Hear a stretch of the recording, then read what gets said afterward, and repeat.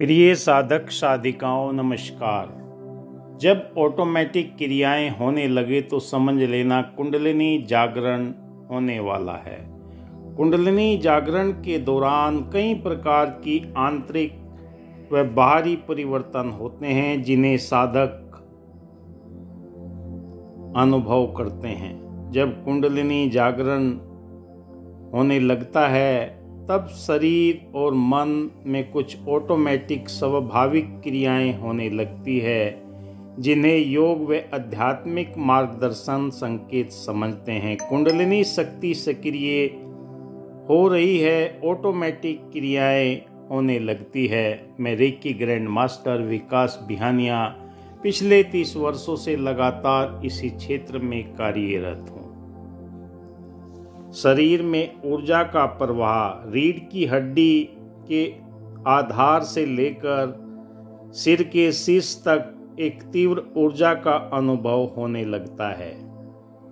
दूसरा अनुभव अक्षमिक शारीरिक क्रियाएं, हलचलें अपने आप बिना किसी प्रयास के अंगों के अंदर हिलना, सिर पर झटके लगना, हाथों पैरों के अंदर कमर के ऊपर बिजली की तरह करंट लगना, हाथों का स्वतः ही ऊपर उठ जाना, शरीर का अलग अलग तरीकों से मुड़ना जैसी क्रियाएं हो सकती हैं। श्वास में परिवर्तन, श्वास की गति में अचानक बदलाव हो सकता है, जैसे गहरी सांस, तेज सांस लेना या कभी कभी बहुत धीमी सांस का अनुभव होना, कभी कभी हृदय पर सांस का रुक जाना और सर के ऊपर बर्फ जैसी ठंडक हो जाना। ये प्रक्रिया आपके जीवन में अपने आप होने लगती है। गहरे ध्यान का अनुभव होना, ध्यान के दौरान बिना किसी प्रयास के गहरा ध्यान लग सकता है और साधक को भीतरी शांति का गहन अनुभव होने लगता है। ध्यान के दौरान आंतरिक दृश्य या ध्वनियाँ, कुछ साधक ध्यान के दौरान अपने आप को कई तरह के रंगों को महसूस करने लगते हैं। जब ये ऊर्जा शक्ति मूलाधार चक्र से सहस्त्रार चक्र तक पहुँचती है तो बीच में कई तरह के पड़ाव आते हैं जो आपके ध्यान के अंदर कई तरह की बाधाओं के रूप में आपको महसूस होने लगते हैं। कभी कानों के अंदर मधुर ध्वनियाँ सुनाई देने लगती है, कभी आपको भिन्न भिन्न कलर दिखाई देने लगते हैं, कभी पीला कलर दिखा, कभी रेड कलर, कभी ऑरेंज तथा बैंगनी। आप कुंडलिनी ऊर्जा को अगर इन मंत्रों के माध्यम से बीज मंत्रों का उच्चारण करते हैं मूलाधार चक्र से सहस्त्रार चक्र के, तो आपको ये तीव्र गति से ऊर्जा का संचार आपके जीवन के अंदर होना प्रारंभ हो जाता है। और ये बीज मंत्र लम वम रम यम हम ओम ओम, ये हमारे पौराणिक ग्रंथों के अंदर बताई गई विधियां हैं। अगर आप इनका अनुसरण करते हैं तो आप इसके माध्यम से भी इस ऊर्जा का एहसास कर सकते हैं। ध्यान के दौरान अतिरिक्त दृश्य ध्वनियाँ, कुछ साधक ध्यान करते समय रोशनी रंग ध्वनियों का अनुभव करते हैं जो कि आंतरिक ऊर्जा के जागरण के संकेत मिलते हैं। इन संकेतों को सही दिशा में समझने के लिए, आगे बढ़ने के लिए अनुभवी गुरु का होना बहुत ज़रूरी है, क्योंकि वही आपका मार्गदर्शन करता है। वरना जीवन के अंदर बीच में ही भटकने आने लगती है और आप अपने लक्ष्य को प्राप्त करने से भटक जाते हैं। आपका लक्ष्य क्या है? पहला प्रश्न आपका ये होना चाहिए कि परमात्मा की प्राप्ति, जन्म और मरण से मुक्ति, मनुष्य जीवन का लक्ष्य क्या है? परमात्मा का बोध, आत्मा के मूल को पहचानना, माँ के गर्भ में जन्म लेकर चिता पर लेटकर जाने से कैसे मुक्ति मिले। दूसरा, आपका प्रसन्न हो सकता है। धन दौलत की प्राप्ति, मानवता की भलाई के लिए बनावटी जीवन जीना, सत्यचित आनंद की अनुभूति करना। मैं कौन हूँ, कहाँ से आया हूँ, कहाँ मुझे जाना है, आपका लक्ष्य क्या है। जब तक आपका लक्ष्य क्लियर नहीं है और ध्यान साधना में आप उतरे हुए हैं तो आपके मन के अंदर कभी भी भटकन आ सकती है। कभी भी आप चिंता, गहरी सोच में डूब सकते हैं कि ये मेरे जीवन में क्या क्या हो रहा है, क्योंकि मूलाधार चक्र से जब ये ऊर्जा ऊपर की ओर कुंडलिनी जागरण की प्रक्रिया होती है तो अपने आप ऑटोमेटिक कई क्रियाएं आपके जीवन के अंदर शरीर को जगाने के लिए प्रयास करने लगती है। जो आप ध्यान की गहरी अवस्था में पहुंचते हैं, बीज मंत्र का उच्चारण करते हैं या सिद्ध मंत्र का उच्चारण करते हैं, आपके शरीर के अंदर वायु एनर्जी बनने लगती है जो घूमने लगती है आपके शरीर के अंदर। फिर कॉस्मिक एनर्जी का निर्माण होता है, वो आपको ब्रह्म तक ले जाने के लिए प्रयास करती है।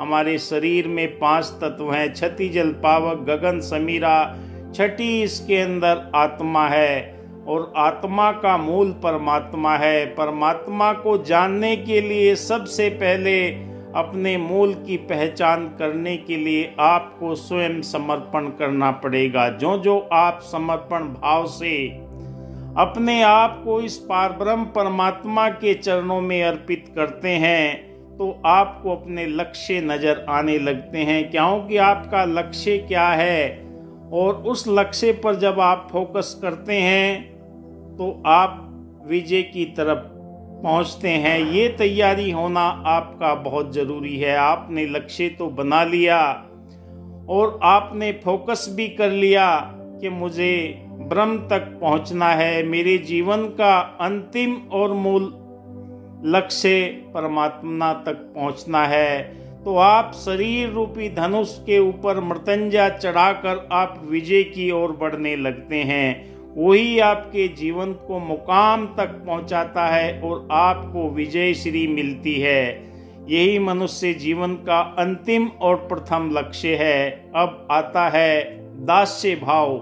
जब तक आप परमात्मा के चरणों में अपने आप को समर्पण नहीं करते, मैं को बीच में लाते हैं कि मैं बहुत ज्ञानवान हूँ, बहुत बलशाली हूँ, बहुत बुद्धिमान हूँ, मैं इतने ग्रंथों का अध्ययन किया हूँ, तब तक आपके जीवन के अंदर कहा कि मान मुनि मुनवर गले, मान सभी को खाए। जब आपके जीवन के अंदर अहम भाव रहता है, आप परमात्मा के प्रति कृतज्ञता नहीं दिखा पाते। जब तक कृतज्ञता आप समर्पण भाव से परमात्मा के चरणों में, ये शरीर प्रभु आपने दिया है, स्वयं परमात्मा और सृष्टि की जानकारी आपके माध्यम से मुझे प्राप्त हुई है। जो दिखे सो सकल विनाशी, सो बादर की छाई, जो दिखाई दे रही है सारी नाशवान चीजें हैं, जो आपके द्वारा ब्रह्म नेत्र मुझे प्रदान किया जाता है आज्ञा चक्र पर, वो मुझे आपके जीवन में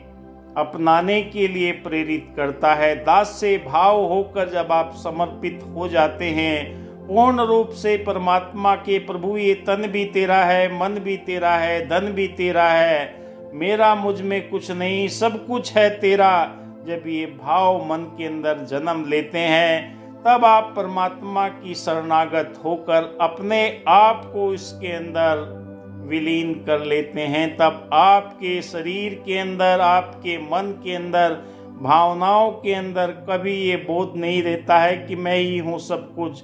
तब आपके हृदय के अंदर प्रेम उत्पन्न होता है। प्रेम न बाड़ी उपजे, प्रेम न हाट बिकाए, राजा प्रजा जे रुचे शीश दे ले जाए। जो प्रेम भाव से आपने देखा होगा, अगर एक कुत्ते को भी आप प्यार करते हैं तो दूर से ही पूंछ हिलाते हुए आपके पास आ जाता है। पशु पक्षी जीव जंतुओं को आप अगर भोजन कराते हैं सरलता के साथ में, वो आपकी प्रेम की पुकार को सुनते हैं और आपके पास आने लगते हैं। जब क्रोध में, अहंकार में आप ये कार्य करते हैं तो वो आपकी बात नहीं। प्रेम एक ऐसी वाणी है जिसे सबको अपने बस में किया जा सकता है, क्योंकि प्रेम से संबंधों में मधुरता आती है।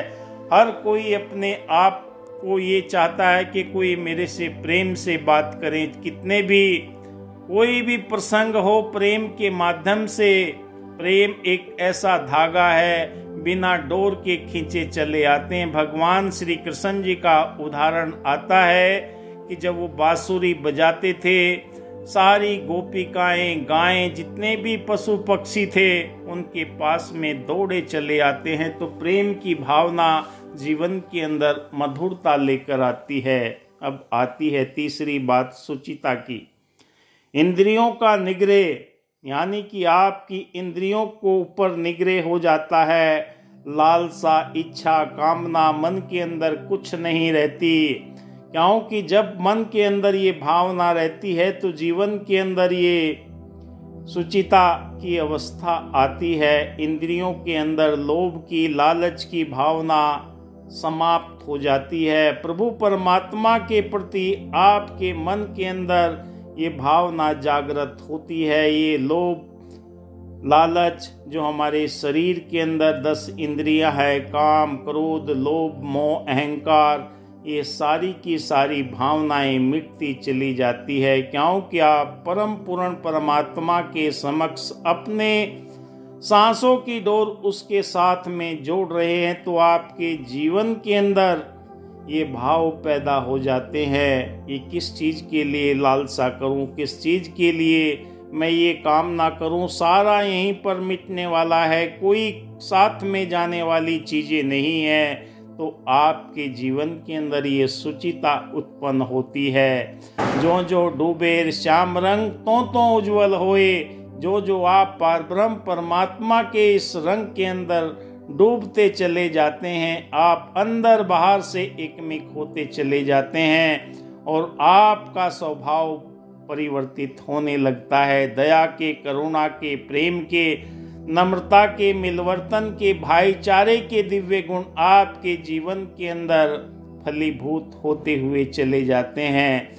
हर कोई आपसे मिलने की चाहत रखता है, क्योंकि बड़े बड़ाई ना कहे, बड़े न बोले, बोल रही मन हीरा कब कहे, लाख टका मेरा मोल।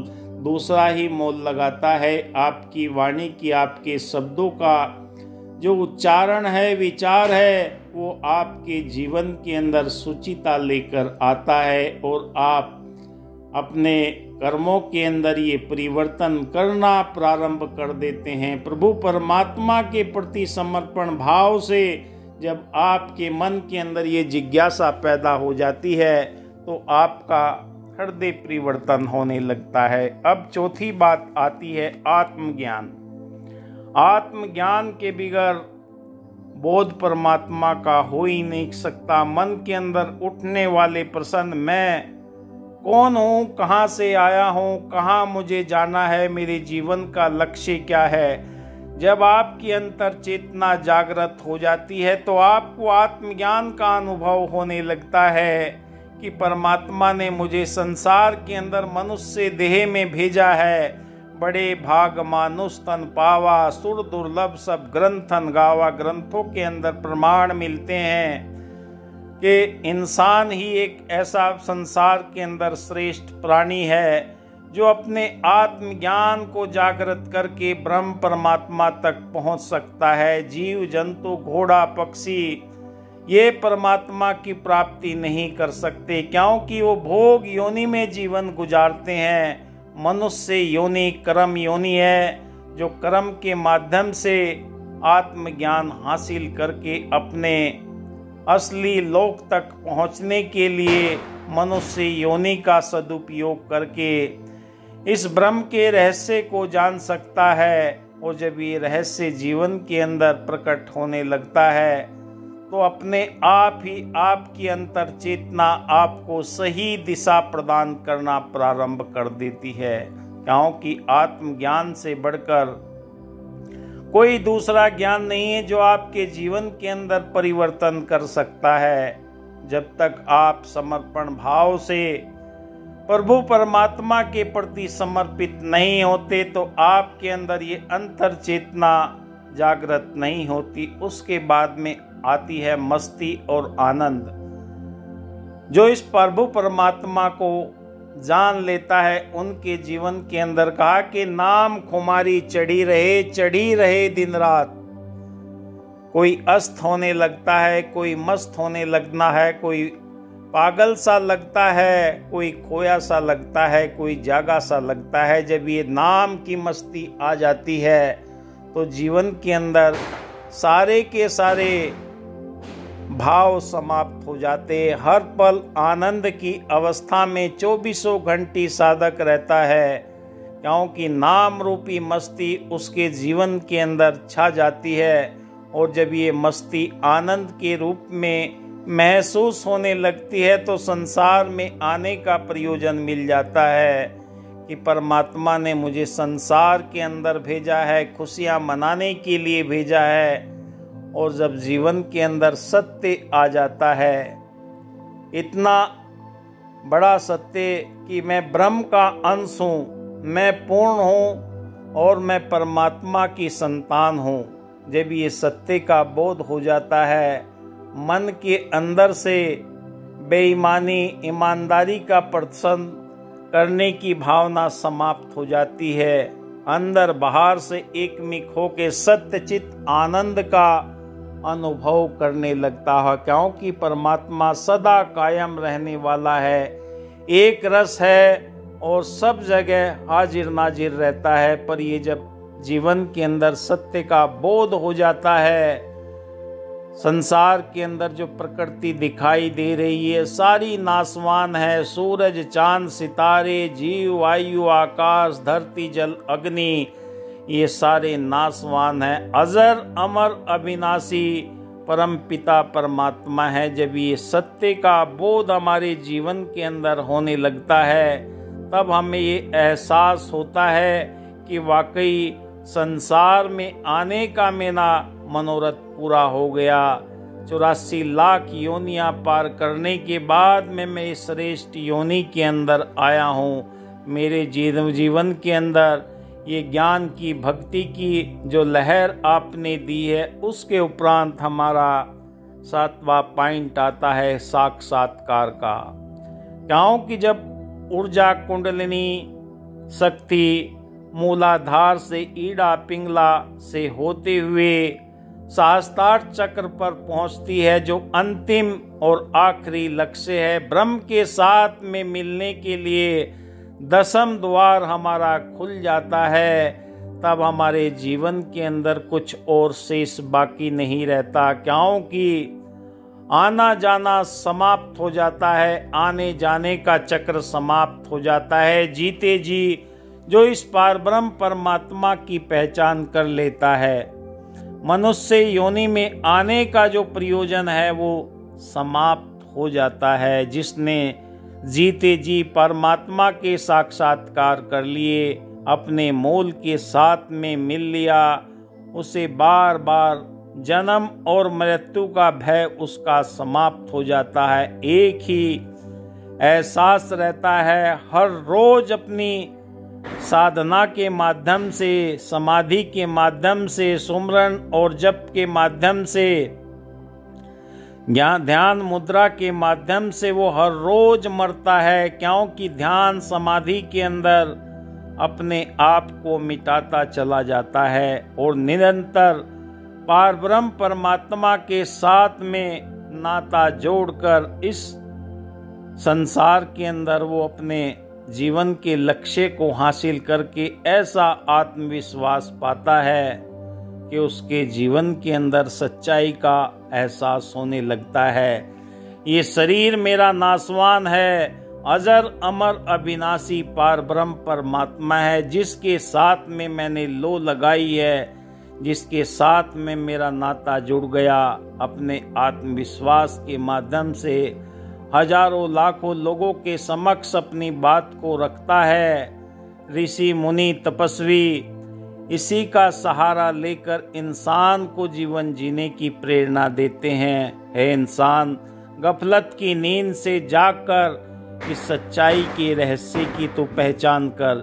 जब सच्चाई के रहस्य की पहचान गुरु पीर पैगंबर विवेकानंद जी, महात्मा बुद्ध जी, महावीर जैन जी, जिन्होंने इस सत्य को जानकर लोगों के अंदर ये सत्य का प्रकाश दिया, सत्य की जानकारी, क्योंकि उन्होंने इस ब्रह्म के साथ में साक्षात्कार करके अपने जीवन को समर्पित कर दिया। यही आज इंसान की आवश्यकता है। जीते जी मुक्त होना कहा है कि मुक्त जीवन हो गया, चारों पदार्थ पा गया। लौटे मजे प्रहलाद ने इस नाम के प्रताप से, नरसिंह हो दर्शन दिया, त्रिलोक में यश छा गया। सबरी थी कौम की भील ने, प्रेम से सुमरन किया, परमात्मा घर आ गया। जैसा आप सोचते हैं ऐसा आप बनते चले जाते हैं, क्योंकि जो जो आपके रोम रोम के अंदर ये पारब्रह्म परमात्मा का एहसास होने लगता है, गफलत की नींद से जागकर इस शरीर में सोई हुए खजाने को जगाकर अपने ब्रह्म तत्व तक पहुंच सकता है, और इससे बड़ा कोई और तरीका हो ही नहीं सकता। जिन्होंने भी इस क्रिया को किया है, जिन्होंने भी ये मंत्र जाप, सुमरन, ध्यान, समाधि की अवस्था में पहुंचकर अपने आप को समर्पित किया है परमात्मा के चरणों में, उनके जीवन के अंदर ये सफलता अवश्य आती है। आप अगर इस मार्ग के अंदर चल रहे हैं तो आपके जीवन के अंदर भी सफलता आना निश्चित है। ये एक दिन का कार्य नहीं है कि एक दिन में मैं मुकाम पर पहुंच जाऊंगा, एक दिन में कोई सफलता नहीं मिलती। धीरे धीरे रे मना, धीरे धीरे चलता चला जा, चलता चला जा। आपके जीवन के अंदर प्रभु परमात्मा की जब प्राप्ति हो जाती है, सारे शिकवे शिकायत मिट जाते हैं, सारे जीवन के अंदर ब्रह्म भ्रांतियां मिट जाती है। एम ब्रह्मास्मि की अवस्था में साधक पहुंचता हुआ चला जाता है। प्रभु परमात्मा के साक्षात्कार के बाद में जीवन का कोई भी और लक्ष्य नहीं रहता, और हर एक के साधक के जीवन के अंदर ये पल आते हैं, क्योंकि रोम रोम में बसे हुए परब्रह्म परमात्मा का एहसास हर पल होता रहता है। जीवात्मा अपने मोल को पहचान कर संसार के आवागमन से मुक्ति प्राप्त करके जीवन को सरल और सहज बनाती हुई चली जाती है, और ये कायम दायम हमेशा रहने वाली सुप्रीम सत्ता का एहसास कराती हम कि हमारे रोम रोम के अंदर ये एहसास होने लगता है। जो हम खाते पीते उठते जागते इसका ध्यान करते हैं, इसका जाप करते हैं, हमारे शरीर के अंदर भोजन भी अमृत के रूप में स्वीकार्य होने लगता है। क्योंकि कहा कि पहला सबक है किताबे हिदाका के मखलूक सारी ये कुनबा खुदा का, सारी खलकत सारी कायनात एक ही मानव परिवार लगने लगती है, और हमारे मस्तिष्क के अंदर यही भाव चलते हैं, प्रभु आपने मुझे अरबों की संख्या में से चुना है, और इस रहस्य की जानकारी देने के लिए आपने मेरे शरीर का चुनाव किया है। रोम रोम के अंदर तेरा ये एहसास बस जाए, कहीं पर भी कोई कमी ना हो, जीवन के अंदर कोई गमी ना हो, मनों के अंदर कोई ऐसा भाव ना हो जिससे मैं कोई क्षण कोई पल आपसे दूर हो सकूं। ये निरंतर प्रार्थना साधक करता है। प्रभु दिया है आपने नफीस तोहफा, कदर करें मैं कदर कर सकूं, क्योंकि मनुष्य देह बड़े भाग्य से मिली है, और ये प्रभु के नाम के लिए, प्रभु के जाप के लिए, प्रभु के साक्षात्कार के लिए मनुष्य जीवन मिला है मुझे। इसलिए निरंतरता के साथ में अब ध्यान की समाधि में गहरी अवस्था में मैं पहुंचता हुआ जा रहा हूँ। हर रोज हर पल मुझे नए नए अनुभव होते हैं। जिस रास्ते से मैं गुजर जाता हूँ उस रास्ते से मेरे जीवन की ये बाधाएं मिटती हुई चली जाती है। तू ही है सारी सृष्टि का रचनाहार, तू ही सारी सृष्टि को चलाने वाला है। ये भाव मेरे मन के अंदर हर पल पैदा होते हैं, हर पल में ये एहसास करता हूँ तेरे अलावा इस दुनिया के अंदर कोई चीज कायम दायम रहने वाली नहीं है, एक रस रहने वाली नहीं है। सारी की सारी बदलाव की ओर हैं। और जो जो मैं आपके ध्यान में डूबता हूँ, देवी देवताओं के आशीर्वाद मुझे मिलते हैं, जिनकी कृपा से मैं आपके चरणों तक पहुँचा हूँ, जिनकी कृपा से आज मैं मनुष्य जीवन का ये आनंद ले पा रहा हूँ। ये मेरे जीवन का सुनहरा अवसर है, सुनहरा पल है कि आपकी कृपा दृष्टि से ही मैं ये साधना कर पा रहा हूँ, आपकी कृपा से ही मैं नाम जप कर पा रहा हूँ, आपकी कृपा से ही मैं ध्यान कर पा रहा हूँ। सोई हुई ऊर्जा कुंडलिनी शक्ति को मैं ये जागृत करके आपके चरणों में समर्पित होते हुए जा रहा हूँ। आपकी कृपा मुझे निरंतरता पूर्णता की ओर लेकर जा रही है। जो मेरे बरसों बरस की तपस्या का फल अब मुझे मिल रहा है, क्योंकि यहाँ तक पहुँचना आसान नहीं है। जो संसार के अंदर दिखाई देता है वो कायम दायम नहीं है, सब नासवान है। अजर अमर अविनाशी पार ब्रह्म परमात्मा ही है जो मुझे आपकी ओर अग्रसर कर रहा है देव। समर्पित कर पाऊं हर सांस तो तुम्हारे चरणों में, दृढ़ से दृढ़ होता जाए विश्वास तुम्हारे चरणों में। प्रभु मैं पूर्णता की ओर बढ़ रहा हूँ, हमेशा ज्योति की ओर बढ़ता हुआ जा रहा हूँ। धन्यवाद। जय हिंद। इस वीडियो में बस इतना ही। लाइक कीजिए, सब्सक्राइब कीजिए। जय हिंद।